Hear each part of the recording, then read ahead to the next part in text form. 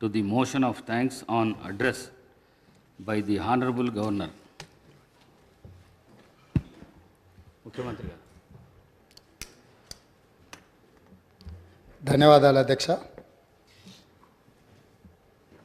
గౌరవ గవర్నర్ గారి ప్రసంగానికి ధన్యవాదాలు తెలిపే ప్రతిపాదనను ప్రతిపాదించిన శ్రీ టి రామ్మోహన్ రెడ్డి గారు, శ్రీ వివేక్ వెంకటస్వామి గారు మరియు ప్రధాన ప్రతిపక్ష పార్టీ బీఆర్ఎస్ నుంచి శ్రీ కల్వకుంట్ల తారక రామారావు గారు, భారతీయ జనతా పార్టీ తరఫున శ్రీ ఆలేటి మహేశ్వర్ రెడ్డి గారు, ఎంఐఎం పార్టీ తరఫున అక్బరుద్దీన్ ఓవైసీ గారు, భారత కమ్యూనిస్ట్ పార్టీ తరఫున కూనంనేని సాంబశివరావు గారు గవర్నర్ గారికి ధన్యవాదాలు తెలిపే ప్రసంగంలో వారి వారి అభిప్రాయాలని సభ ముందు పెట్టడం జరిగింది.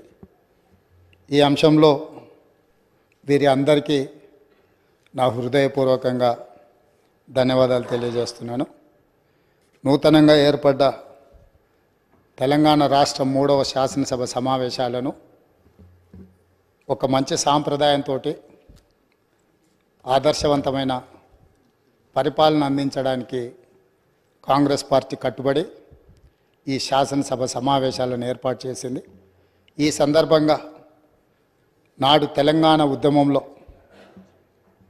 తెలంగాణ 4 కోట్ల ప్రజలను ఏకోన్ముఖం చేసి ఉద్యమ స్ఫూర్తిని విద్యార్థులలో, నిరుద్యోగ యువకులలో, ఉద్యమకారులలో, తెలంగాణ రాష్ట్ర సాధనలో అమరులైన కుటుంబాలకు స్ఫూర్తినిచ్చిన అందశ్రీ గారి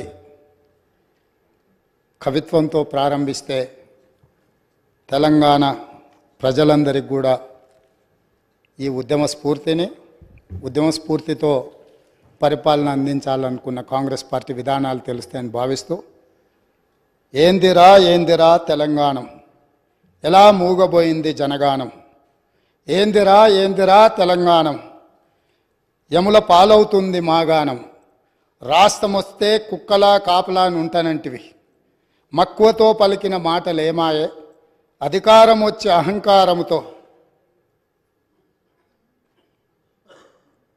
పొంకనాలకు పోయి రంకెలేసుడు ఏంది. అందశ్రీ గారు తెలంగాణలో జరుగుతున్న పరిణామాల మీద ఒక స్పష్టమైన భాషను, భావాన్ని ఈ తెలంగాణ సమాజానికి ఇచ్చిండ్రు.